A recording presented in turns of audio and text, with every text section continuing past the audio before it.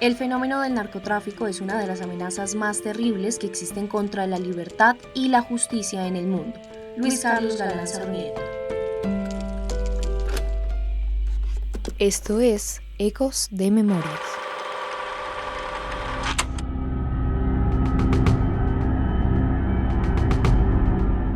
Para la década de los 80, la violencia en Colombia se encontraba exacerbada. El país estaba sumido bajo el horror y la lúgubre penumbra del narcoterrorismo.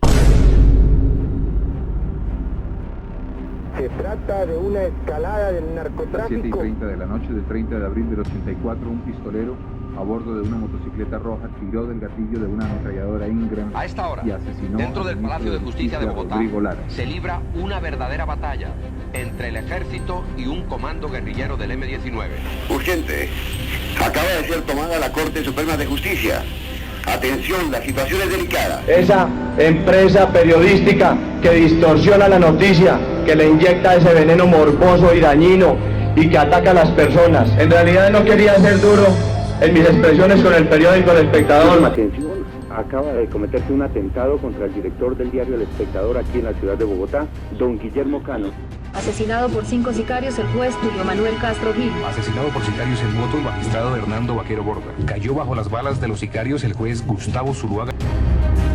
En un país lleno de desigualdades y con una presencia casi nula por parte del Estado, el narcotráfico, un nuevo modelo de negocio basado en la barbarie, la violencia, la explotación y las drogas, se abrió paso sin mediar palabra. Tras las sombras y a paso agigantado, se posicionó en todas las esferas sociales, aprovechándose de las vulnerabilidades de los campesinos, de los jóvenes, de la fuerza pública e indudablemente del Estado, el cual fue corrompido hasta la raíz. Cárteles como el de Medellín, de Cali y del Valle no solo colocaron toneladas de cocaína en diversas partes del mundo e impulsaron la figura del narcoparamilitarismo en Colombia, sino que impusieron la violencia como medio para actuar, el conocido plata o plomo.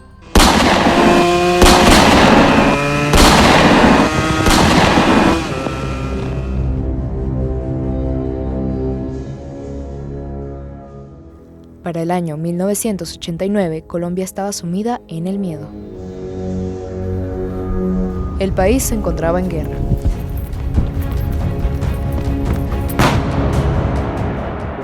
Presentar un intenso tiroteo en la plaza principal del municipio de Soacha. Atención, esta noche el precandidato liberal Luis Carlos Galán Sarmiento fue víctima de un atentado terrorista.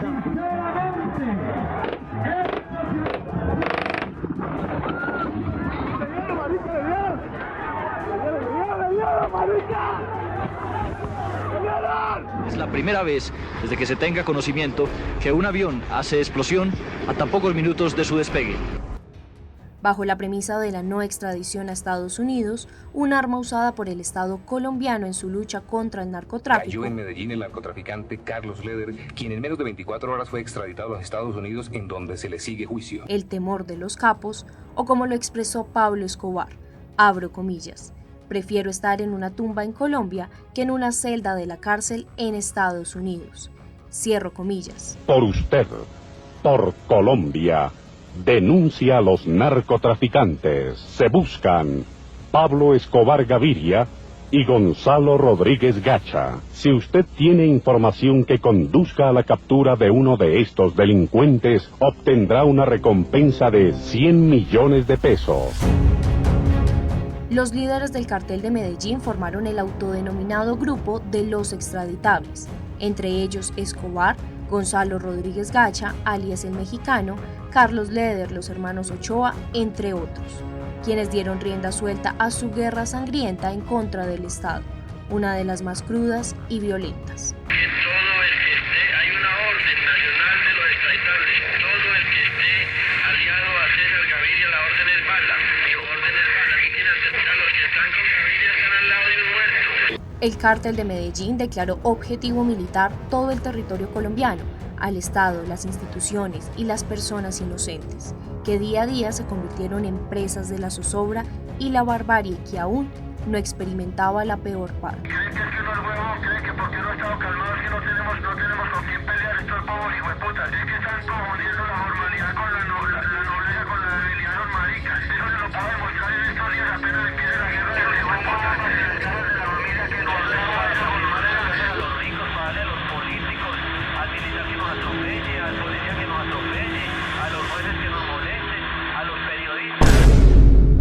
Mientras los colombianos creían que una bandera blanca se izaría con la llegada de la Navidad, el narcoterrorismo tenía otros planes que apagó las esperanzas de miles de familias en víspera de Noche de Velitas, en la mañana del miércoles 6 de diciembre de 1989.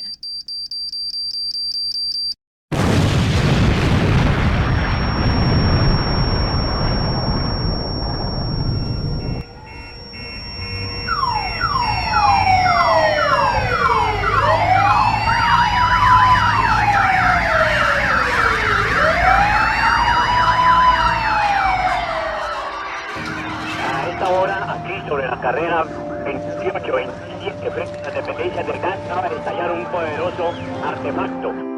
Hacia las 7:30 de la mañana, en la sede principal del Departamento Administrativo de Seguridad, el DAS, ubicado en la intersección de la carrera 28 con calle 18 de la ciudad de Bogotá, el sector de Palo Quemado se convirtió en un escenario dantesco proporcionado por el horror del narcotráfico. Un camión robado días antes y cargado con más de 500 kilos de dinamita detonó. Aquí alcanzamos a divisar numerosos muertos y heridos. Se necesita con urgencia ambulancias. Podemos informar lo siguiente. Un camión repleto de dinamita fue colocado frente a las instalaciones del edificio del DAS, que se quedó totalmente destruido. No quedó piedra sobre piedra. La capital se paralizó. Los 10 pisos del DAS se derrumbaron, acabando con la vida de 63 personas y dejando un saldo de 600 heridos. Una onda explosiva que estremeció el sector de Palo Quemado y se sintió a más de 10 cuadras a la redonda, dejando un cráter de 13 metros de diámetro y 4 metros de profundidad. En aquel momento todo era caos. Bogotá era un campo de guerra en medio de escombros y cuerpos. Las personas que allí habían llegado a cumplir sus diligencias del día a día, transeúntes, vendedores informales, trabajadores, ciudadanos que nada tenían que ver con esa macabra lucha, perdieron su vida en un parpadeo, en una guerra que no conocían, de la cual no hacían parte, en el atentado más crítico en la historia de Colombia. Remodelar, pero la pérdida de vidas humanas, de vidas inocentes, de personas que nada tienen que ver con este conflicto, eso es irreparable. Y si a eso le agregamos una serie de circunstancias colaterales que rodean al problema del narcotráfico, hacen aún más preocupante la situación colombiana.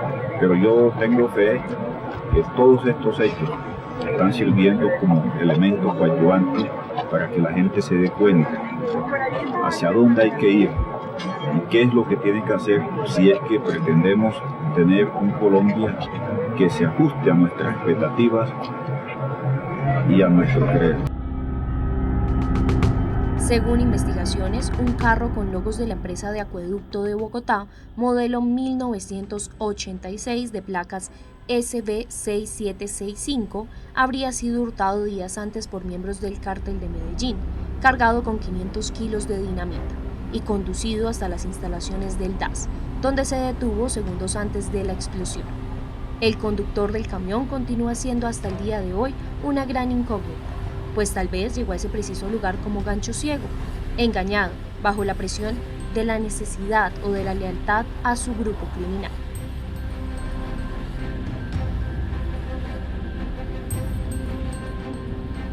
La explosión fue ordenada por Pablo Escobar en compañía de Gonzalo Rodríguez Gaya, como lo narraría Popeye, su jefe de sicarios y mano derecha, años más tarde.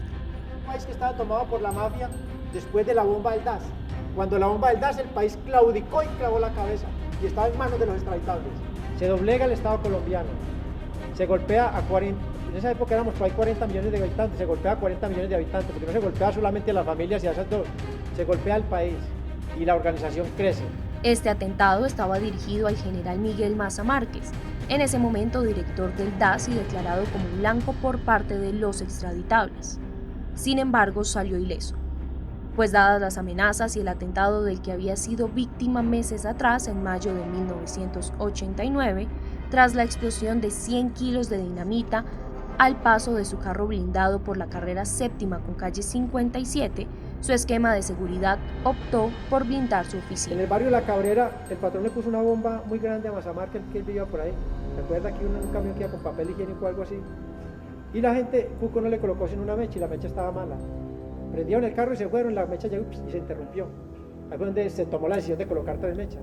En el año 2016, aquel general que sobrevivió a ser uno de los mayores enemigos del narcotráfico, pasó a ser juzgado por la Corte Suprema de Justicia, quien lo condenó por vínculos y colaboración en una triple alianza entre el DAS, el narcotráfico y las autodefensas del Magdalena Medio, que dio con el magnicidio del precandidato liberal Luis Carlos Galán el 18 de agosto de 1989.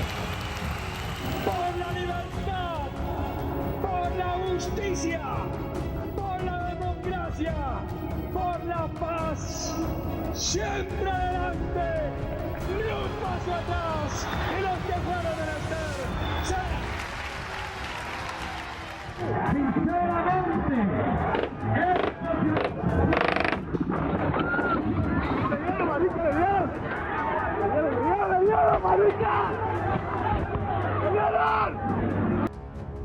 A la fecha, el DAS fue desintegrado. El sector se reconstruyó y diariamente las personas caminan por ese lugar que fue testigo de los horrores del narcotráfico, en donde aún resuenan aquellas palabras del en ese momento presidente Virgilio Barco. El país, a raíz del criminal atentado contra las instalaciones del DAS, que tan profundamente ha estremecido a todos los colombianos.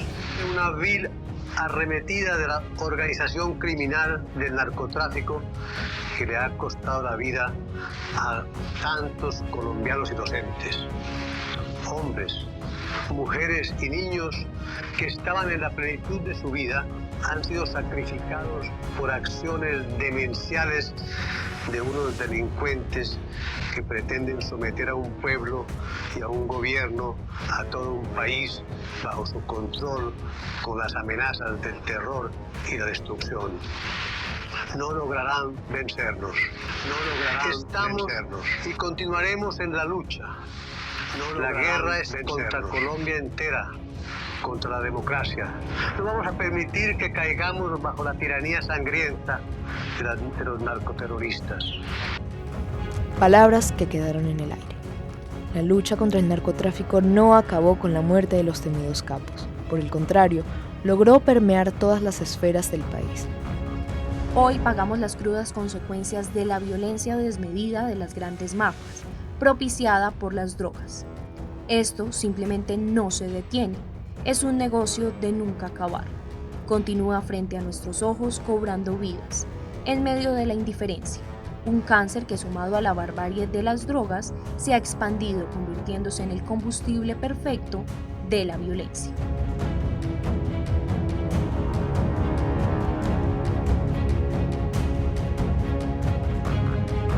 Este fue un podcast producido por Oriana Niño, Carolina González y Sofía Mata.